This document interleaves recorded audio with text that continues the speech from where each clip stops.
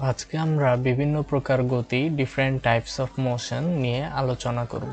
তো দেখো বিভিন্ন ধরনের গতি রয়েছে, যেমন রৈখিক গতি বা লিনিয়ার মোশন, এছাড়া রয়েছে চলন গতি ট্রান্সলেশনাল মোশন, ঘূর্ণন গতি সার্কুলার মোশন, পর্যায়বৃত্ত গতি পিরিয়ডিক মোশন, সরল স্পন্দন গতি সিম্পল হারমোনিক মোশন। ওকে, তো চলো প্রথমে আমরা শুরু করব লিনিয়ার মোশন বা রৈখিক গতি দিয়ে। রৈখিক গতি কি? রৈখিক গতি হচ্ছে যেমন ধরো একটা সোজা সড়কে কোনো একটা গাড়ির গতি।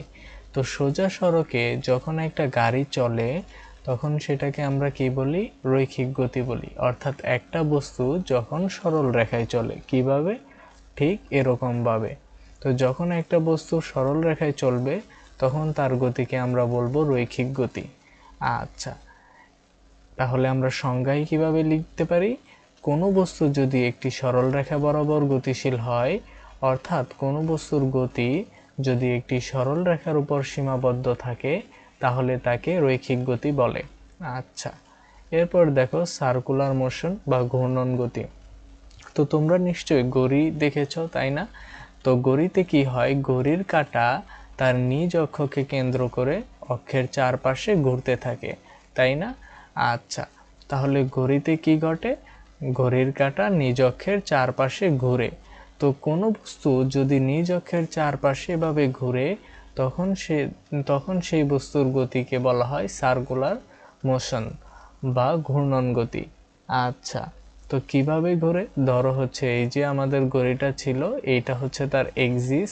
তো ঘড়ির কাঁটা এই তার এক্সিস বা অক্ষকে কেন্দ্র করে এভাবে ঘুরতে থাকে। তো এই জন্য এটাকে বলা হয় সার্কুলার মোশন বা ঘূর্ণন গতি। এবার চিন্তা করে বলো তো, এমন ধরনের গতি তোমরা আর কোথায় দেখতে পাও? নিশ্চয়ই তোমরা যখন ফ্যানের কথা চিন্তা করো, ফ্যানের সুইচ অন করো, তখন কি হয়? ফ্যানের পাখা নিজ অক্ষকে কেন্দ্র করে এভাবে ঘুরতে থাকে। তাহলে এই ফ্যানের পাখার গতিকেও আমরা কি বলতে পারি? ঘূর্ণন গতি। আচ্ছা, এরপরে আসো চলন গতি বা ট্রান্সলেশনাল মোশন। তো ধরো এখানে একটা টেবিল আছে এবং টেবিলের উপর একটা বক্স রাখা আছে। তো তুমি কি করলে? বক্সকে ঘুরতে না দিয়ে ঠেলে টেবিলের এক প্রান্ত থেকে অন্য প্রান্তে নিয়ে গেলে, ঠিক এই রকম। আচ্ছা, তাহলে এই বস্তুটা কি করলো? এই বস্তুটা একই সময়ে একই দিকে স্থান পরিবর্তন করলো, তাই না? একই সময়ে বস্তুর প্রতিটি কণা একই সময়ে একই দিকে সমান দূরত্ব অতিক্রম করলো। তাহলে যদি এরকম ঘটনা ঘটে তখন সেটাকে আমরা বলি ট্রান্সলেশনাল মোশন বা চলন গতি। আচ্ছা, এরপরে আসো পিরিয়ডিক মোশন বা পর্যায়বৃত্ত গতি। এইটা হচ্ছে কোনো একটা বস্তু যদি তার গতিপথের কোনো নির্দিষ্ট বিন্দুকে নির্দিষ্ট সময় পর পর একই দিক থেকে অতিক্রম করে। যেমন ঘড়ির কাঁটার উদাহরণটাই আমরা দিতে পারি, যে ঘড়ির কাঁটায় কি হয়েছিল, যে এখানে বিভিন্ন ধরনের সংখ্যা থাকে, যেমন এইটা হচ্ছে ধরো 12, এইটা অর্থাৎ এখানে ঘড়িতে বিভিন্ন ধরনের 1 2 3 4 5 6 এভাবে 12 পর্যন্ত থাকে, তাই না? তাহলে কি হয়? যে গতিপথের নির্দিষ্ট বিন্দুকে সে নির্দিষ্ট সময় পর পর একই দিক থেকে অতিক্রম করে। এমন যদি ঘটনা ঘটে তখন আমরা তাকে বলি পর্যায়বৃত্ত গতি বা পিরিয়ডিক মোশন। তাহলে ঘড়ির কাঁটার গতি ঘূর্ণন গতির উদাহরণ, আবার ঘড়ির কাঁটার গতি কিন্তু এক ধরনের পর্যায়বৃত্ত গতিরও উদাহরণ। অর্থাৎ পর্যায়বৃত্ত গতি বৃত্তাকার, উপবৃত্তাকার বা সরল রৈখিক হতে পারে। যেমন ঘড়ির কাঁটার গতি, সূর্যের চারদিকে পৃথিবীর গতি, বাষ্প বা পেট্রোল ইঞ্জিনের সিলিন্ডারের মধ্যে পিস্টনের গতি। আচ্ছা, এরপরে রয়েছে স্পন্দন গতি বা হারমোনিক মোশন। তো হারমোনিক মোশনটা হচ্ছে এটি এমন গতি যেখানে বস্তু নির্দিষ্ট বিন্দুর সামনে পেছনে দুলতে বা কাঁপতে থাকে। তো দেখো এখানে আমরা একটা এক্সিস নিয়েছি, তো এটাকে নির্দিষ্ট একটা বিন্দুর মতো কল্পনা করতে পারো এই বিন্দুটাকে। তাহলে কি হবে? এমন গতি যেখানে নির্দিষ্ট বিন্দুর সামনে একবার যাবে, পেছনে একবার যাবে, রাইট? সামনে বা পেছনে দুলতে থাকবে বা কাঁপতে থাকবে, তখন সেটাকে আমরা বলবো স্পন্দন গতি।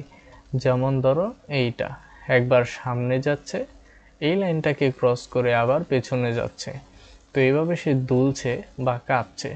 তাহলে এমন গতির উদাহরণ কি কি হতে পারে? সরল দোলকের গতি, কম্পনশীল সুরশলাকার বা গিটারের তারের গতি, স্পন্দন গতির উদাহরণ। আচ্ছা, তাহলে আমরা লিখতে পারি যে পর্যায়বৃত্ত গতি সম্পন্ন কোনো বস্তু যদি তার পর্যায়কালের অর্ধেক সময় কোনো নির্দিষ্ট দিকে আবার বাকি অর্ধেক সময় একই পথে তার বিপরীত দিকে চলে, তবে এর গতিকে স্পন্দন গতি, দোলন বা কম্পন গতি বলা হয়। আচ্ছা, তো এবার আমরা এই টপিক থেকে আসা কিছু বোর্ড কোয়েশ্চেন নিয়ে আলোচনা করব।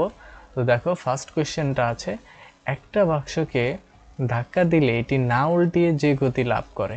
এটা এসেছিল কুমিল্লা বোর্ড 2021 সালে। তাহলে সেই গতিটা কি হবে? তো আমরা আগেই দেখেছি যে একটা বাক্সকে যখন পুশ করা হয় তখন বাক্সটির সকল কণা একই সময়ে একই দিকে সমান দূরত্ব অতিক্রম করে, তাই না? তাহলে এমন গতিকে আমরা কি গতি বলতাম? চলন গতি, তাই না? ওকে, তাহলে আনসার হবে চলন গতি। আবার দেখো, সেকেন্ড কোশ্চেনটাই বলা হয়েছে বৈদ্যুতিক পাখার গতি কি রকম গতি।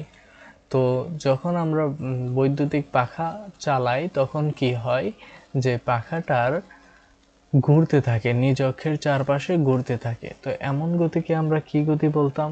ঘূর্ণন গতি। তাহলে আনসার হবে ঘূর্ণন গতি। ওকে, এবার দেখো বলা হয়েছে কোন গতি বৃত্তাকার, উপবৃত্তাকার বা সরল রৈখিক হতে পারে। তো আমরা একটু আগেই দেখেছি যে পর্যায়বৃত্ত গতি বৃত্তাকার, উপবৃত্তাকার বা সরল রৈখিক হতে পারে। আচ্ছা, তাহলে সঠিক আনসার হবে পর্যায়বৃত্ত গতি। ওকে, একটি বাক্সকে ধাক্কা দিলে এটি না উল্টিয়ে যে গতি লাভ করে, এটা আবারও এসেছিল যশোর বোর্ড 2015 সালে। তাহলে এটার আনসার কি হবে? আনসার হবে চলন গতি। আচ্ছা, এরপর দেখো ঘড়ির কাঁটার গতি কেমন গতি।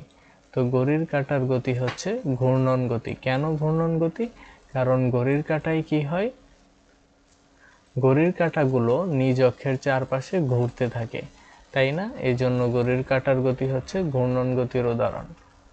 স্প্রিংয়ে ঝোলানো দুলতে থাকা বস্তুর গতি কিরূপ। তো দেখো, স্প্রিংয়ে যখন তুমি একটা বস্তু ঝুলিয়ে দিবে, স্প্রিংয়ে একটা বস্তু ঝুলিয়ে দিলে তখন কি হবে?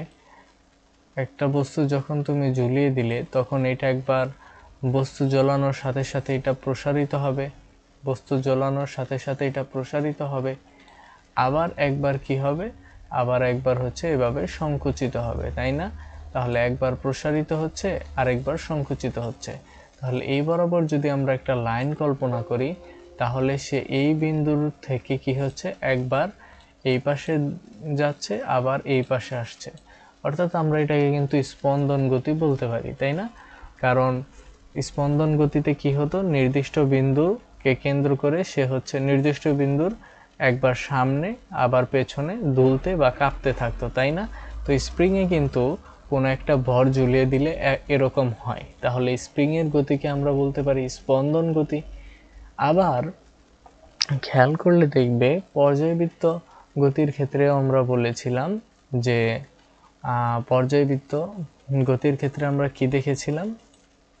পর্যায়বৃত্ত গতির ক্ষেত্রে দেখো, আমরা বলেছিলাম যে গতিপথের নির্দিষ্ট বিন্দুকে নির্দিষ্ট সময় পরপর একই দিক থেকে অতিক্রম করবে, অর্থাৎ নির্দিষ্ট বিন্দুকে নির্দিষ্ট সময় পরপর কি করবে, একই দিক থেকে অতিক্রম করবে। আচ্ছা, তাহলে কোথায় ছিল, হ্যাঁ এই যে, তাহলে এখানে আমরা কি বলতে পারি যে নির্দিষ্ট দিক থেকে অতিক্রম করছে, অর্থাৎ এই বিন্দুকে এই দিক থেকে একবার অতিক্রম করছে আবার এই দিকেও অতিক্রম করছে, তাহলে এটা কিন্তু পর্যায়বৃত্ত গতির উদাহরণও হতে পারে। আচ্ছা, তাহলে আমাদের আনসারটা হবে যে স্প্রিংয়ে ঝুলানো দুলতে থাকা বস্তু এর গতিপথের নির্দিষ্ট বিন্দুকে নির্দিষ্ট সময় পরপর একইভাবে অতিক্রম করে, তাই এর গতি পর্যায়বৃত্ত গতি। আবার এটি পর্যায়কালের অর্ধেক সময় একদিকে, বাকি অর্ধেক সময় বিপরীত দিকে চলে, তাই এর গতি একই সাথে সরল স্পন্দন গতি। আচ্ছা, এরপরে দেখো বলা হয়েছে সরল দোলকের গতি কি রকম গতি। সরল দোলকেরটা তো আমরা দেখলামই যে সরল দোলক কি করে, তার পর্যায়কালের অর্ধেক সময় একদিকে এবং বাকি অর্ধেক সময় একই পথে তার বিপরীত দিকে অতিক্রম করে। তাহলে সরল দোলকের গতি হবে স্পন্দন গতি। আচ্ছা, চলন্ত ফ্যানের সুইচ বন্ধ করে দিলে ফ্যানের পাখার গতি কোন ধরনের হবে? নিশ্চয়ই ঘূর্ণন গতিই হবে। আচ্ছা, ঘূর্ণায়মান চাকা বিবেচনায় না আনলে সোজা পথে এগিয়ে যাওয়া একটা গাড়ির গতি চলন গতির উদাহরণ।